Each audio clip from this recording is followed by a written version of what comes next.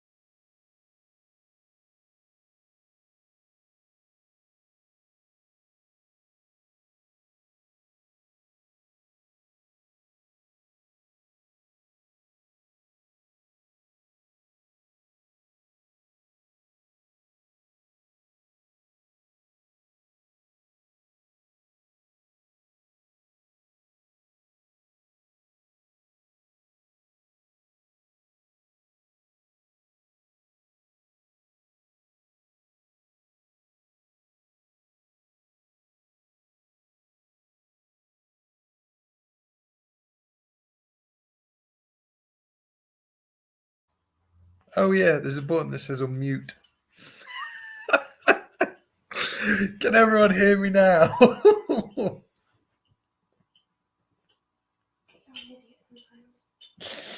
I hope everyone heard that though. That's better, yeah. Oh my god. So let me start again for the third time. And if anyone heard the speaker just come on my stepdaughter, made it loud and clear by calling me an idiot and walking past laughing because I got everything muted. So how are we all doing? So again, big shout out to my stepdaughter, the Evenator, because she managed to find my tubes, which I was after. They were on my desk. And that's why you're just waving them around. That's why I was just waving them around.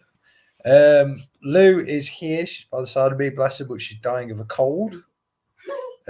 We happened to have gone out last night to go and meet a friend of ours, Andy, and do an event, do a HD paranormal event with him. Although someone got the directions wrong on the way home. Don't look at me. You told me to take the right turning. No. This was after you'd already taken us the wrong direction. Okay, yeah. But it took us an hour and a half to get to the location. It took us 2 hours to get back. Down country roads at night whilst the sun was rising. Beautiful. Shout out to Pink Frog. Hi to you. I assume you're a newbie. Welcome to the show and the channel. So guys, that's pretty much the start of it. Where's the tractors? Shut up, Damon. Colour me pinkish. I love that name. How are we all doing? Big shout out to Kathy, Kate, Annette, whoever missed. We don't care about Damon. Annette, hello. Hello all. Hello Charles. So today this is obviously our first show on Egyptology and their religions. So I'm also going to start off with history and stuff like that. But first things first, we're going to look at some old school myths. Oh, she's joining in. Hello. Oh no! Oh, I'm awful. Okay, that's Lou gone again. So I was just looking at the comments. we are going to start first. Aw. Thank you, Beavinator. I don't think there'll be Egyptian ones in there though, unless you want to have a look for me. Beavy has brought me her book of myths and legends, so she's going to find me certain sections in that book for us to read. What have we got? Hi, I keep missing your lives. Got to catch this one. That's fine. Like I say, if you ever have any questions on shows that you miss, please feel free to either message the page or put in the comments with a hashtag rewatch or replay, and I will try my best to answer them for you. So, Egypt. We shall start with the not destroying the illusions of certain things, but we shall look into how they came about. So, first things first. Pyramid, four-sided. Yes. Everyone always states that the pyramid is obviously a four-sided structure. It is not. It is an eight-sided structure. This has been shown and can be seen on photographs. It is an eight-sided. All four sides have a dip inside that creates 8 shadows. If you want to look at this, easy, go on Google and look at the images, and they will show you the shadowing, and you can only see this at sunrise and sunset. It is to do with an old ritual and also an old mathematical thing, and I'm not going to go into that because we know what I'm like, and I start rambling on and on. First, try and keep to topic. I'm trying to keep to topic when it comes to this first show, because if not, we will be here for eternity. Oh, my chosen choice of drink tonight is Pepsi with JD honey. So, right. First off, we're all aware, I'm pretty sure all of us have seen the original Mummies. The original film with, can't remember the name of the guy. Brandon Fraser? Brandon Fraser. Is he sure it's Brandon Fraser? Very sure. Oh, he's Fraser, but I'm not sure about his front name. His front name? His first name, maybe. It's going to be one of the nights. Right, bear with me. I should go out quite empty. So, obviously, within that story, we see Imhotep. Imhotep was actually a priest, so they did get that bit right. Brando Fraser. So, yeah, Demis beat to it. I gave you the name in the first place. Okay, everyone go that. Guys, we know my brain gets pickled quite quickly. So, the Dead Sea Scrolls, as we have seen before, as you see in that, well, not the Dead Sea Scrolls, sorry. It's because I've literally been bombarding myself with information today, guys, so my brain's a bit fried. We've only had a couple of hours sleep. So, the Book of the Dead and the Book of the Living. Let's look into these. So, everyone assumes when it comes to Egypt, there is one book called the Book of the Dead. Obviously, you see it in Hollywood all the time. One book does not exist. Every single family, when it came to the rituals of death, all had a family book called the Book of Death. Everyone had their own versions with their own family spells and their own sort of rituals to perform. That is the dog, as you are fully aware. She always has to be in the camera. I've been rather smart with this. I just had one of them text messages. Say what? One of those Omicron ones. Saying, you've been in close contact with someone who recently tested positive for Omicron. Please continue to order a PCR test. Spam, report spam. Do you mind? Sorry, this is quite funny. So, yep, Evie has got her scroll ready. She's going to be coming on and showing it for you in a minute. So, as I was saying, these pictures here are from obviously when I was over there myself, being travelled travels and studying. This one here is a wall of the scrolls. So at the top, you have one family scroll which shows their passage into the afterlife.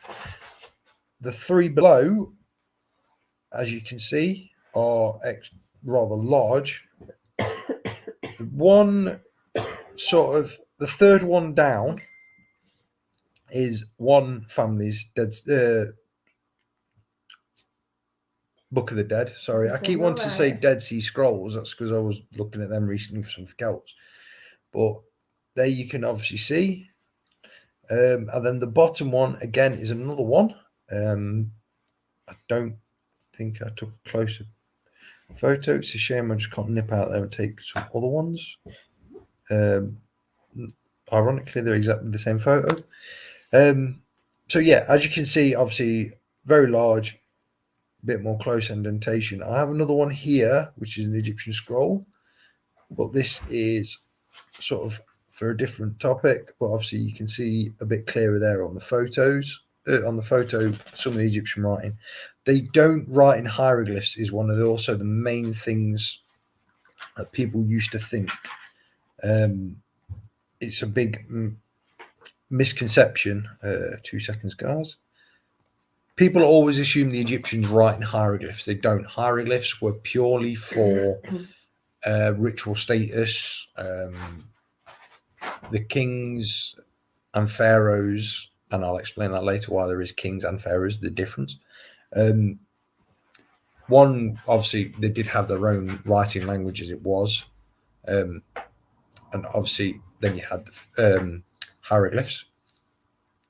The hieroglyphs, there's 700 hieroglyphs.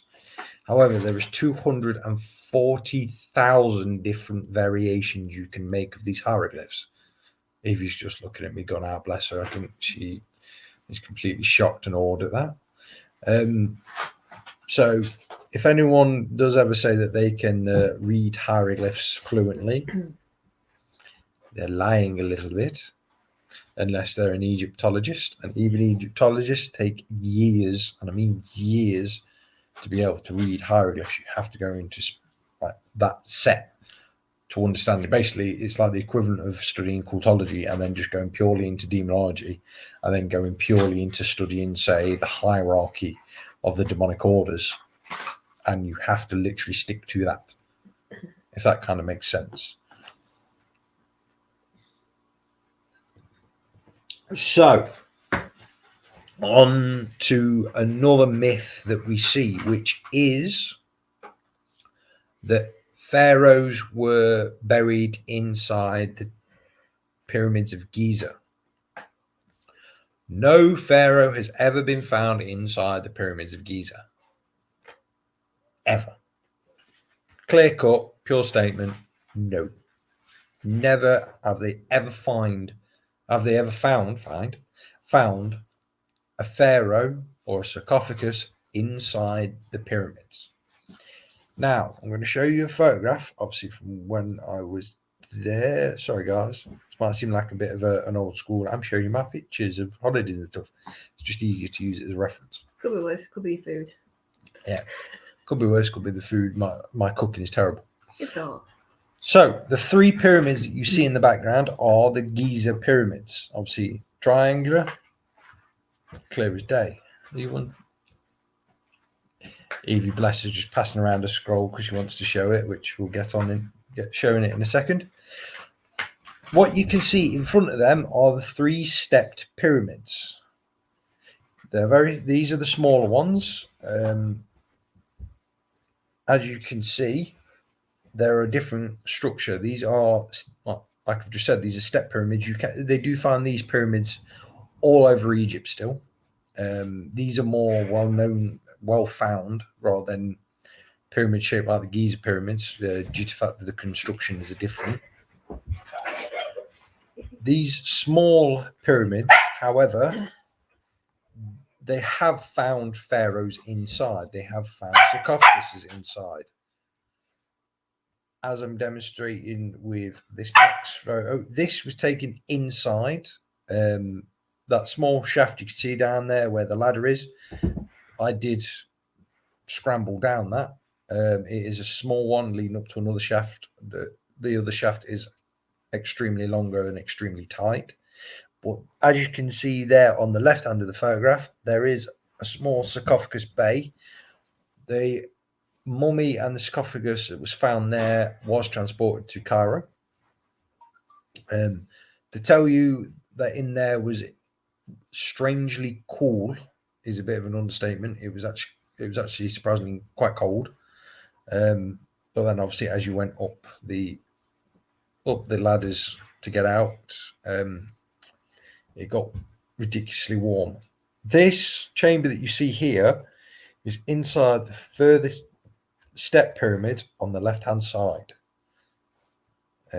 This you can, I don't know if anyone plans on going out to Egypt soon. As far as I'm aware, you can still go down there. There's a gentleman that sits there under an umbrella, and that's all he does all day. He sit there watching people come in and out.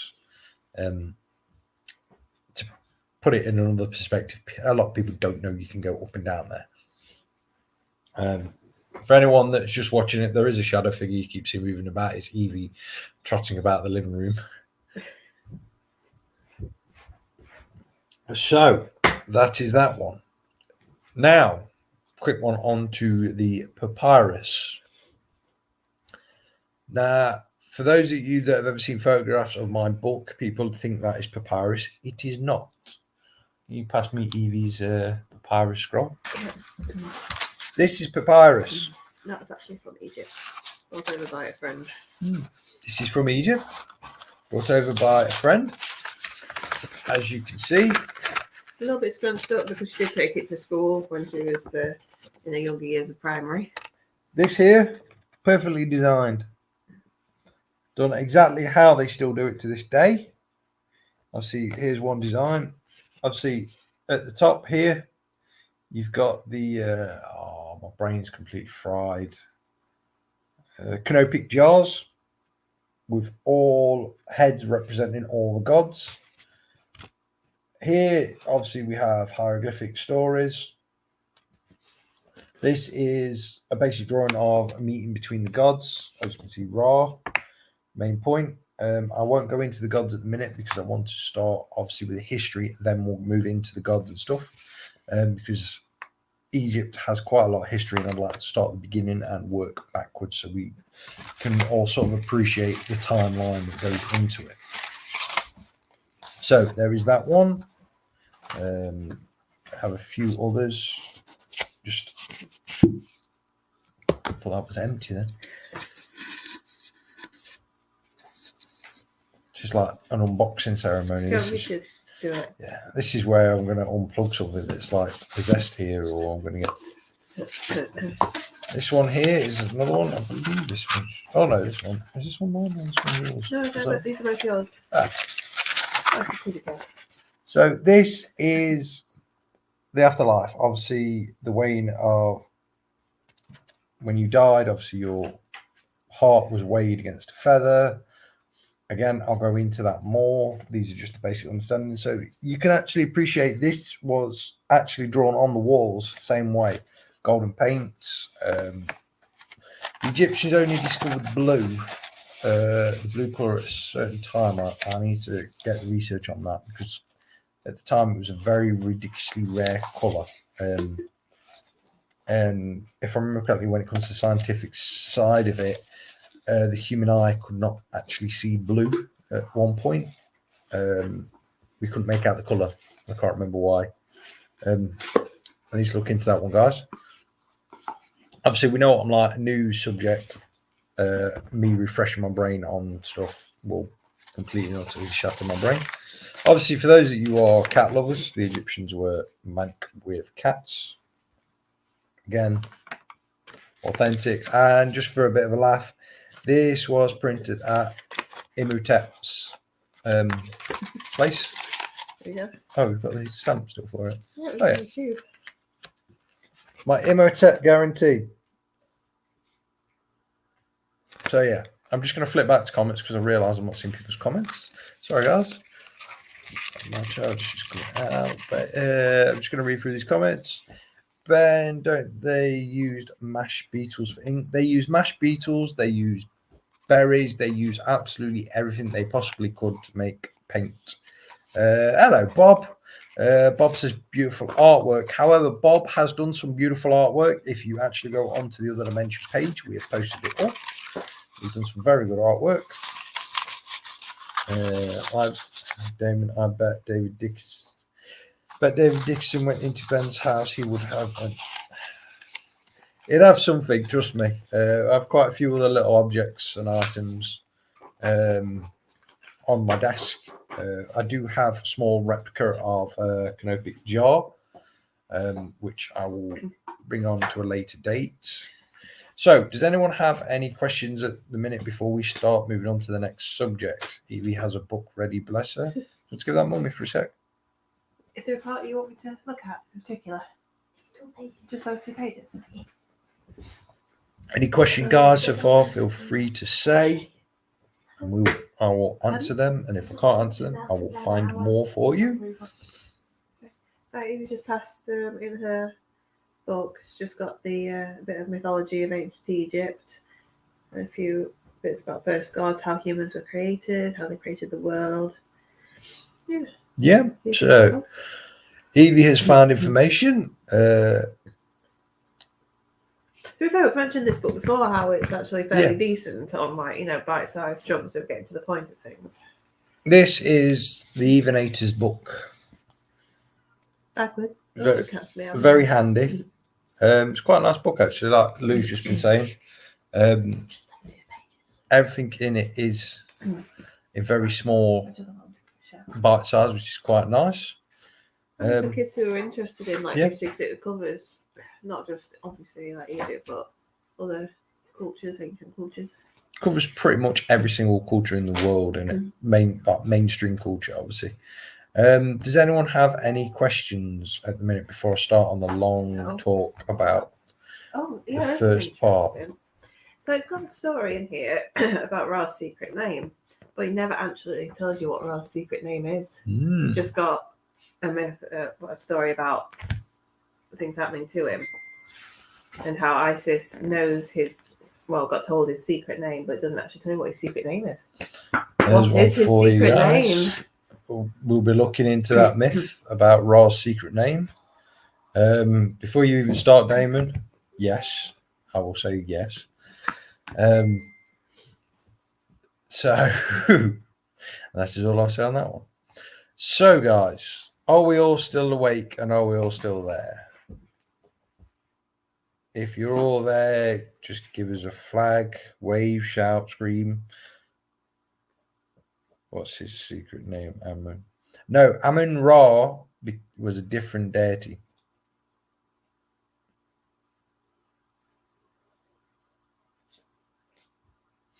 One from Robert. Robert, the powerful spirits back then, like Pazuzu, did they appear in solid form? I will leave that unanswered for another time.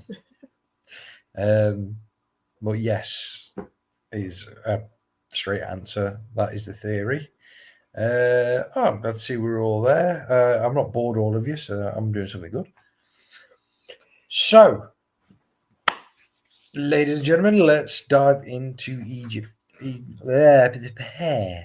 right, enough of you drink. Yeah, I only had a small bit as well.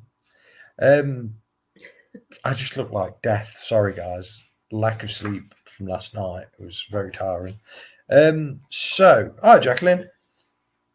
So, we're going to start looking at the history of Egypt. So, Evie's loving this because she's so enthusiastic. Big shout out to the Evenator. She has become my little researcher at the minute. She's so enthusiastic on this subject. Yeah. I think it helps that they did it at primary school and they got dressed up as well, like to make a costume. She has been dying to get into this subject, bless her. She's going to be helping me a lot. Let me just in there. Hi, I've got in. to go into work. Will the rest of the stream be left up? Watch that. Of course, it will be. All our streams along the entirety of the Other Dimension Network are left up, so you can watch at your own pleasure. So, I have a notebook. So it means I've actually wrote stuff down, which means it could be embarrassing when I actually try and mention it. So, let us go right back to the beginning, the pre-dynastic era.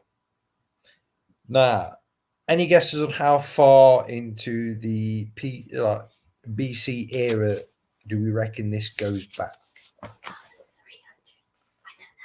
Oh, Evie, bless her, very close. We're 1,300. Yeah. Keep going a little bit more though. Any guesses out there in the room?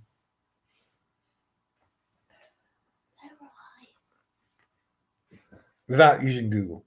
I'll give you a couple of minutes to try and put your guesses down. 2493. Evie's got a guess. Yeah, Evie's got another guess. She's not seen yours. Not seen my notepad. No, she's done research in her book. Oh, she's done research in her book. She's close. Yeah, I think Evie's the closest, yeah. Kate, we've got 1,700. Chris, we've got 13,007. Jeanette's got 1,500. We've got 3,200. Close, but it's got to go to Evie, and she hasn't seen my notes, but she said 4,000. Very close. I mean, ridiculously close. So, the pre-dynastic era started at 4,300 BCE. So, you think that is pretty much nearly 6,000 years ago when Egypt was first settled. And at this point in time, Egypt was not as we know it today. This was more of a tribal sort of hunter-gatherers. As it says in Evie's book, when the land was populated by farming peoples. Yes, when the land was populated by farming peoples. Farming peoples. I'm not even going to try and say that fast because I'll embarrass myself even more. So yeah, this was the this is where my Egyptian's going to go terrible. Nakalada the First. Now, I'm going to try and get Alu to pronounce that word because we know I'm terrible. Amerasian. These were the Amerasians. They reigned from 4,300 to 3,600. That was their yes, read that right. This is where you are. I'm really bad with Egypt history, not my forte. Don't worry about it. This is obviously why I try to help and teach. I sort of dived into this a while ago, a really, really long time ago. And I've only just retained small bits and bobs, but I've tried to retain the most I can. But obviously, as we go along, if anyone has any questions, please feel free to ask, and we shall dive into it. So, this current region, which I'm going to put up a small map now, this image shows Egypt exactly how it was back then, including the coloration. Obviously, we know coloration, green for forest, and obviously sand colour for sand. Put the picture, honey. It's the best I can explain it. So, this is the map of the region, how it looked. As you can see, my finger is here. How's this going to work, honey?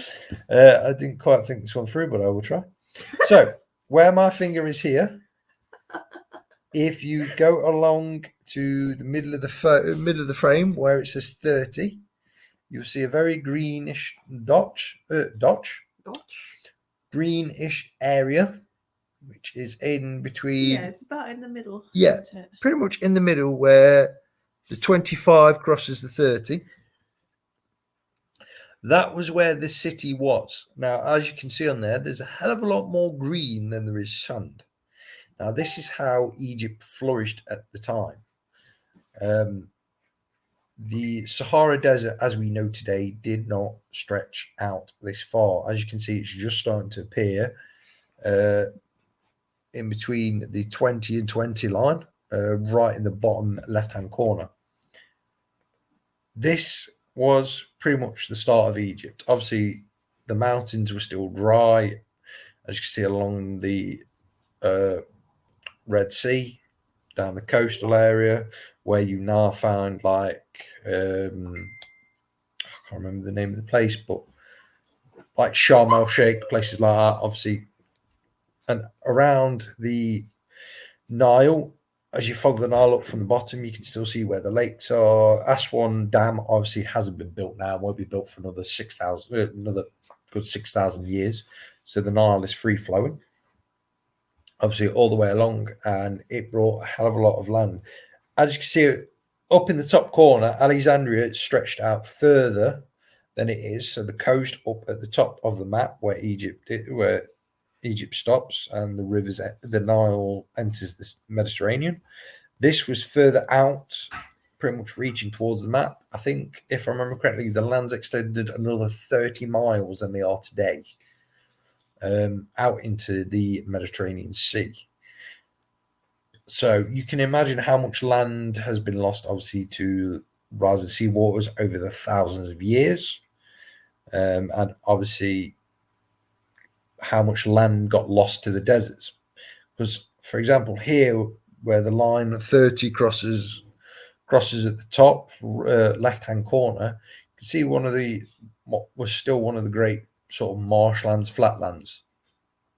This now is just pure desert. And I mean pure desert. There's the Sahara, as we know it, stretches right from Africa, from the Great Green Wall, all the way to the Mediterranean Sea. What's up? Obviously, a lot got lost in here when it comes to history. A lot of this land is still sand, which buries literally most of Egypt's history. 80% of Egyptian history is lost to the sands.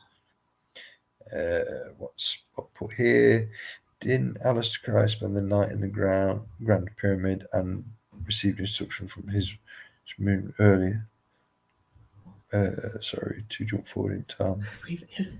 No, it was all right, Bob. Yeah, as Aleister Crowley snuck into the Great Pyramid of Giza, he was vacated very quickly once they found out he was in there. That's pretty much all I can say on that one. So obviously, I stopped researching Aleister Crowley after a certain event. But yeah, so obviously there we can see how Egypt used to be. Chris, damn it, Ghost just went live, but I'm going to stay here. Don't Craig. Craig will shoot me, man. If you stay here, I don't want him shooting me, mate.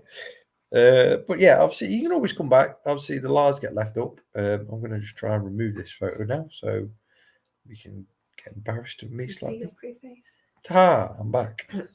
So, like I said, as you can see, it was massive.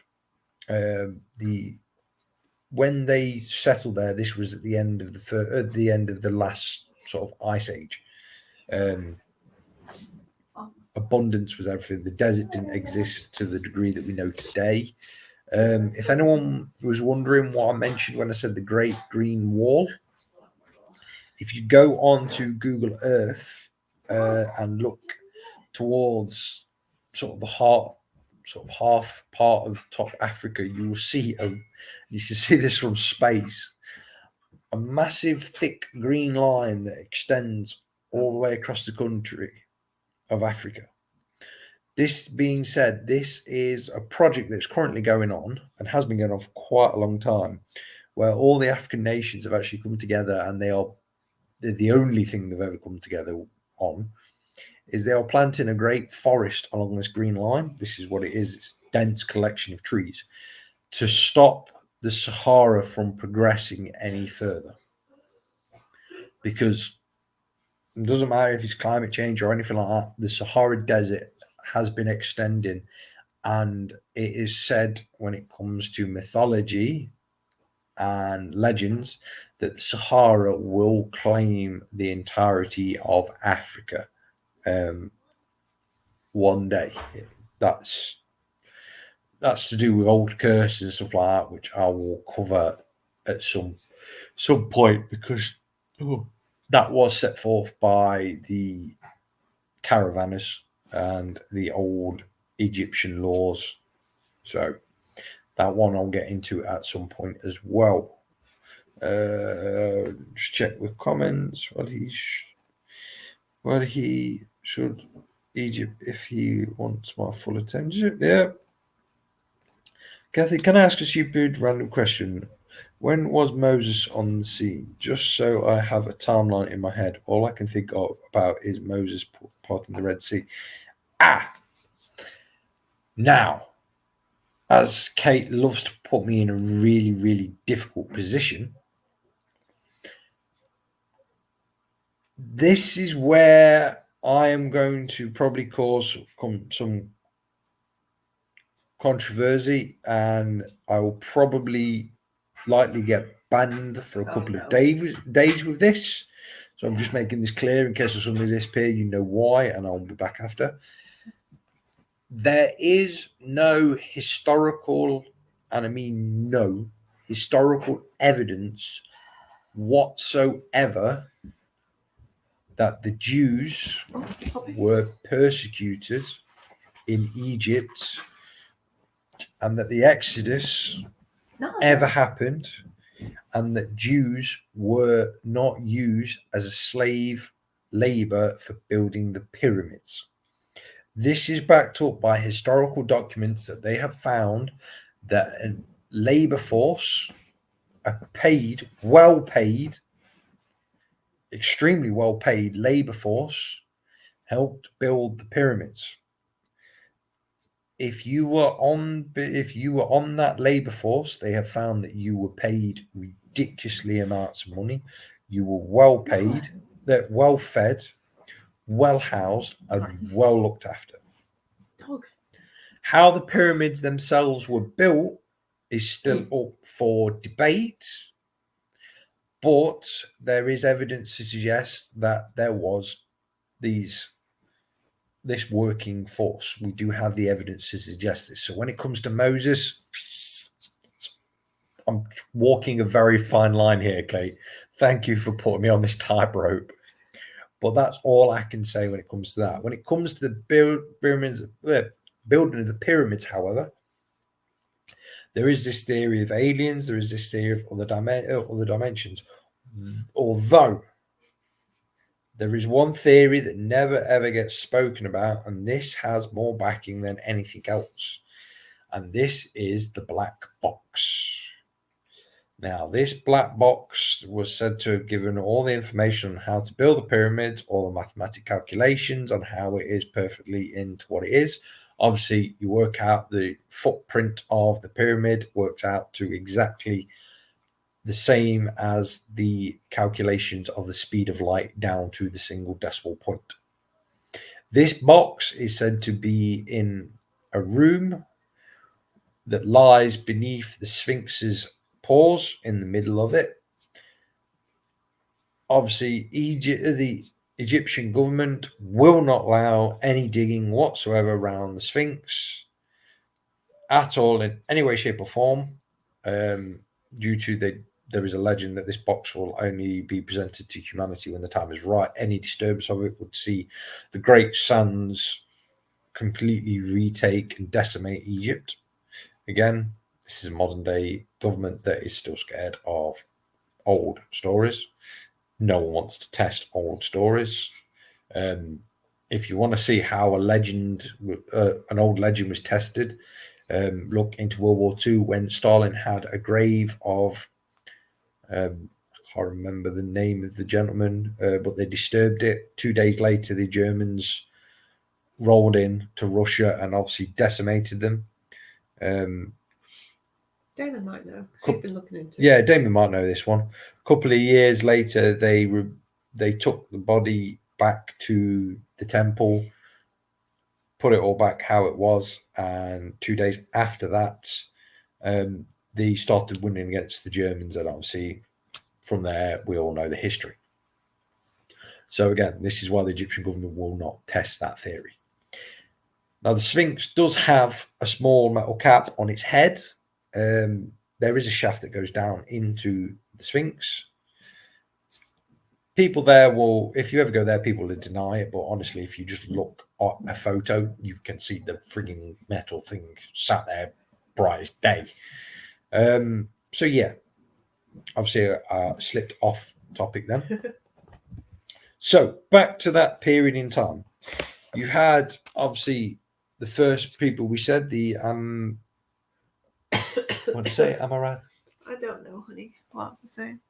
The Mauritian. The Amarations. Then we went. Then after 3,600, so 3,600 to 3,150. What am I looking at? You had the. I'm terrible at trying to pronounce his name. Sorry, guys. Jazanes. Jazian. Yeah, Jazian. So you had the Jazian. They reigned 3,600 to 3,150. Then you had the sorry guys, Samayans, the Samayans. Oh yeah, that. Sorry, Samayans. Samanians. Yeah, Samayans.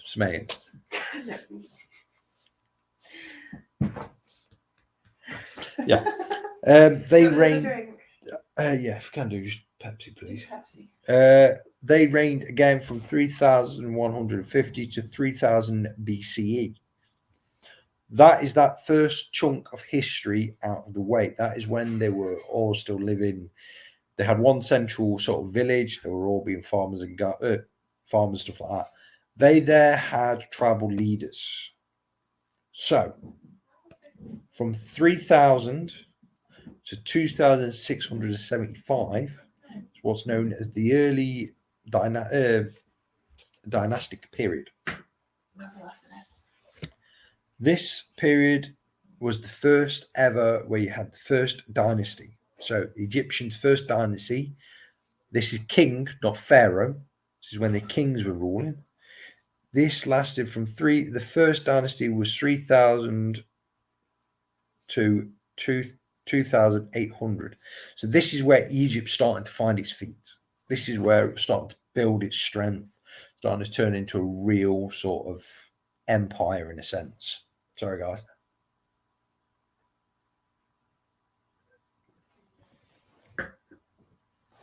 So this is where, when it comes to it at the minute, I'm going to leave it on that because, see, I just wanted to get that small tribal bit out of the way.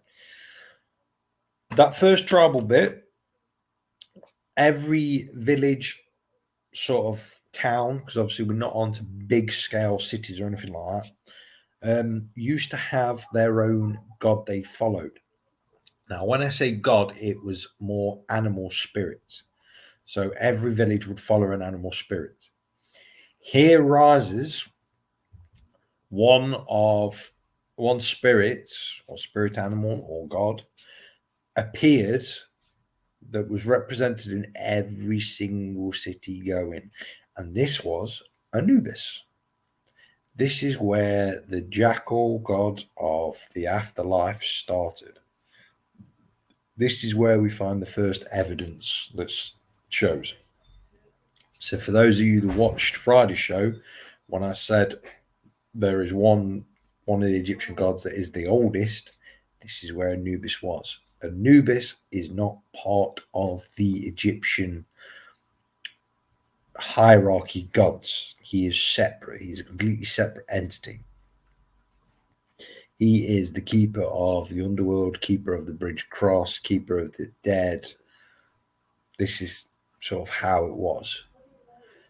As history progresses from here, we start to see the tale of the scales of life, the feather in the heart. Everything starts to appear around that point, and so on and so on. And as we go more into the Egyptology, I will start to explain more and more. When it comes to the dynasty now, we'll start looking at more the kings are in charge, and then obviously as we become closer and closer to more modern times, how the kings swapped from the kings to the pharaohs, and with the pharaohs, obviously you had people like Alexander the Great that came, conquered Egypt. Egypt then started being ruled by these pharaohs, but these pharaohs weren't actually Egyptian. They were more Greek. I can't remember the name of the region. I've got it all wrote down, guys, but I'll obviously, as we get close to that, I'll explain how things start to change. At this point in time, though, as where we are in history, so this around the 30,000 BCE era, Egypt was having not just changes when it comes to the history of how the cities were starting to grow, monoliths were starting to appear. Hello? Sorry, can you just take the lid off? Sorry. Thank you. Just open a jar of funny. This is how it all started to change. So, also at this point in time, the world is starting to go through another kind of sort of trying to think of the word to best explain it. Sort of climate change in a sense. Things are starting to dry a little bit more out in the desert. You start to have the desert start to encroach a little bit, not so much. This era sort of had a drought when it came to the Nile, but that was to do with obviously stuff that was happening. Shift's probably the best explanation. There was a bit of a shift within the environment around them. This is when they stopped living off the Nile and started living more on the land and stuff like that. So agricultural changed. So it's all right if you're fishing and hunting because you basically can travel a bit more. When you start to farm, you instantly settle down and that is it. You will stick to that area, you'll find fertile land and that will be it. That's how you stick. So this is how this period now, with the first dynasty and the second dynasty, you were starting to get that sort of thing. You were starting to get the higher kingdoms and the lower kingdoms. Now, just for a little bit of conspiracy here, obviously we all like an old conspiracy theory or myths. We all know about Atlantis. Around this period in time is when Atlantis is supposed to have been rising out towards Africa. So the Eye of Africa, if anyone wants to look it up, you can easily look it up on Google. The Eye of Africa is where Atlantis was. No questions about it. This is now an accepted thing that the Eye of Africa is where Atlantis was. Around this time is how things are starting to change. That's it. That when it comes to the legendary and the conspiracy stuff, Atlantis is there. It's in its prime in a sense at that point in time. They don't interfere with what's known as the lesser beings of people. There is also another empire that is well established in this time within the mythology, and that is, and I'll let Damon say the name if he's still here. Where's he gone? I don't know. How rude. In fact, sorry, I won't wait for Damon because it'll take too long, which is Tartaria. Now, everyone, when it comes to mythology, because the Egyptians spoke of Tartaria, think that Tartaria was where Tartaria is today. However, yes, on a compass, Tartaria is north. This is what is said in legends, that the great city that exists in the north. The Egyptians, however, had their sort of, how to put it, their idea of how the world was backwards. Leave it. So when they said that this empire existed up in the north, to them the south was the north, because you had the upper kingdom and the lower kingdom. Now, as we would think, the lower kingdom would be obviously further down towards like modern day Aswan, which is obviously further down into Africa, so the lower kingdom. And then the higher kingdom, as we would think, would be like Alexandria, places like that. This was not the case when it came to the Egyptians. The lower kingdom was Alexandria, places like that, because it was on the lower ground, lower sea level. The higher kingdom was the other end, toward Aswan, Valley of the Kings, all that sort of area where the land was higher.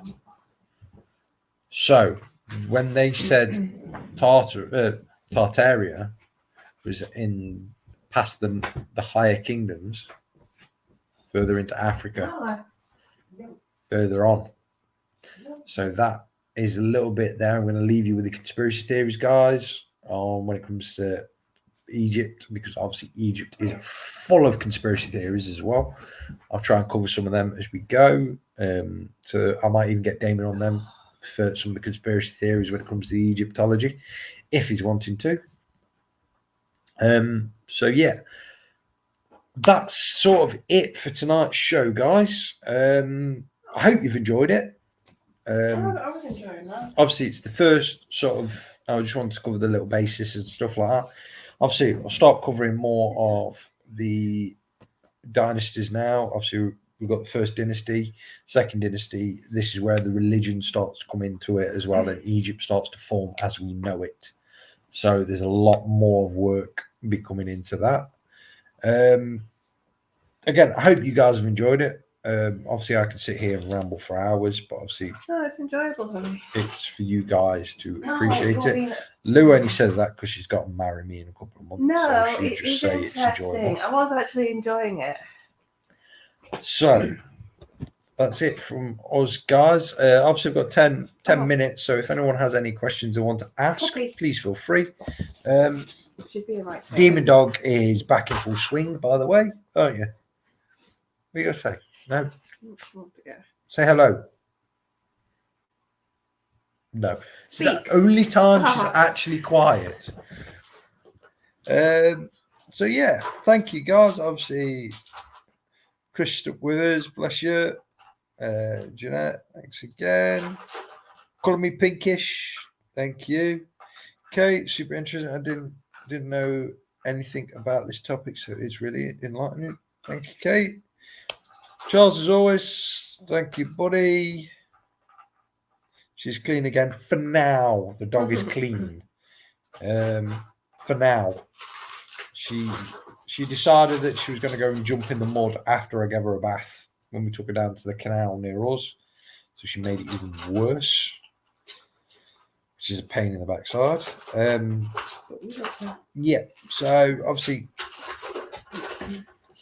as we do more shows, I will bring more photographic evidence for you guys, more photos of like different relics, different stuff. Obviously, I know it can help sometimes if you see stuff rather than me describing stuff. What we got here? Some calling me pinkish. What is your opinion on the RH bloodline? What do you mean by the RH bloodline? Because RH, I know quite a few bloodlines. I know quite a few things that have them RH relevance to it. Sorry to just ask. Have you ever been to the Warren Museum, Ben? No, because I'm not allowed in. Pretty much, to put it clear. I am not allowed in the Warren Museum. I shall leave that to how you all think. 2 seconds, or I just check something out.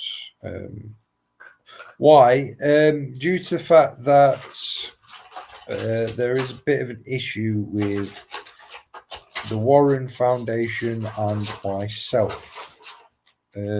Oh, yes, I know what you're on about. The RH, as in, yeah. Yes, the RH negative bloodline, the bloodline, yeah.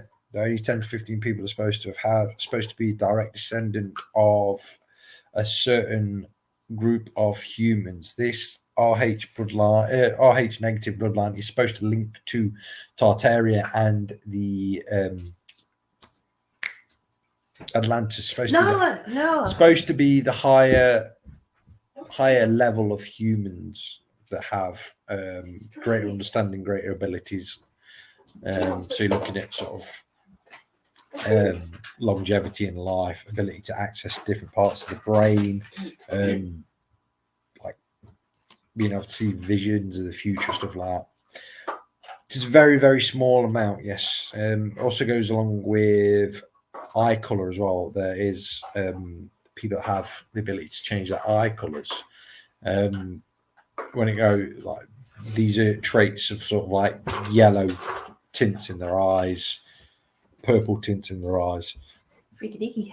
Yeah, freaky deaky people that can have the yellow tint in their eyes are supposed to be all them sort of what's known as I want the name's weird for them, but they're supposed to be half and half, like half on this world, half on the next world. This is where the idea for Witcher came from. This is where he got the idea when it comes to witches having the yellow tint. So very interesting to me.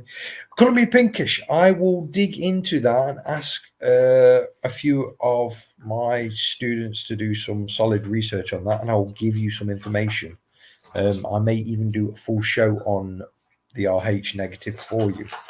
If everyone is obviously okay with that, I might drop it in the middle of the Egyptology stuff so we can break it up a bit and not get completely overcharged with it. But yeah, Colour Me Pinkish, leave it with me and I will get that. Might even get you on the show if you're up for that to talk about it. So yeah, that is me for this week. Lou, anything you have to add for shows coming up? Hopefully I'll be doing a divination this Thursday. We'll see. Hopefully Lou will be doing her divination this week, but due to the fact that she is feeling rather under the weather, bless her, is not 100% guarantee. It was supposed to be last week, but yeah. Oh dear. She was going to do one last week, but at current, as you have all been aware, if you've been watching the other dimension, we are run off our feet with doing shows, doing prepping for Viking stuff. Prepping for the Viking shows, doing the Viking sold out shows. A load of stuff, so we're having to remake everything. Yeah, Slate and Bone absolutely destroyed it at the last Viking show. If anyone wants to know what Slate and Bone is, if you go onto Other Dimension or even put in Slate and Bone, you can find me and Lou's business where we make Viking inspired jewelry and I do slate artwork. We do post out to anywhere in the UK. We do have obviously people over in America that we're going to start paying to. Bob, if you're watching this, I haven't forgot about your parcel. I'm just trying to find a company that is cheap enough to send it over. So yeah, that's it from us, guys. Obviously, we will try and do. I might try and drop a few little shows during the week.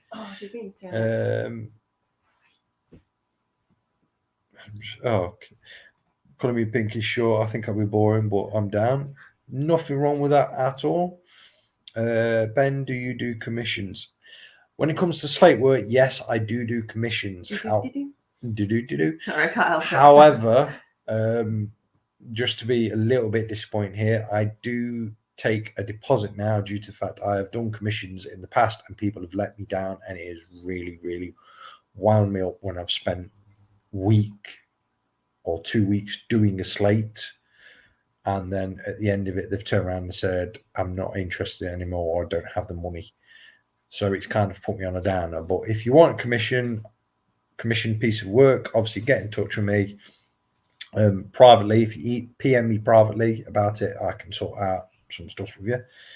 That's reasonable. No need to apologise. Exactly. Thank you. Exactly. It is one of these things. I'm a bit. I like doing my artwork, but I've had quite a few people walk over me over the years, so I'm a bit more picky now. But yeah, so that is about it. Obviously, calling me pink, just put comment, bless it. Okay, blood work, or if you have a baby, they make you get a. Yeah. So there we go. So we are going to disappear for now. You can find us on again in half an hour, as we are on Paranormal in History. Yes. Yes. Yes. Yes. I got that one right. Half an hour on there. It will be shared to the other dimension. You can see me, Damon, and Lou talking on there. Although it's questionable at the moment. Yeah, although the photo that they've used shows me and Lou, and as stated in the description that it is Lou and Damon. So I'm just going to sit there and enjoy the show while them two talk. So yeah. So guys, I shall let you all go. Next week's show, obviously, we'll cover stuff like that. I will also cover the language, because this is when the actual Egyptian language started to form, which I do have an old Egyptian scripture from one of the, I think it was, if it's Tutankhamun's one, or might be a different one, which has a description. It has the English translation and the actual Egyptian spoken word translation and the hieroglyphs. So I will show you that. Quick bonus for people that have been watching from the beginning. We covered it when we did the Magic Table book. It was in there. So anyone wants a quick sneaky peek at it before next week's show, if you go back, watch the videos, you will find it. So I have rambled enough, guys, and I will see you all next week. Be safe and, well, just be safe. See you all later, guys. Thank you for joining me.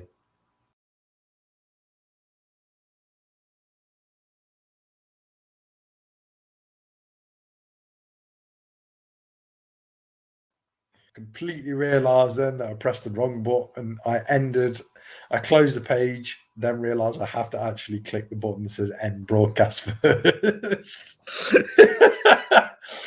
So today's just been one of them days, guys, as we saw at the beginning. So good night, guys, and see you all next week.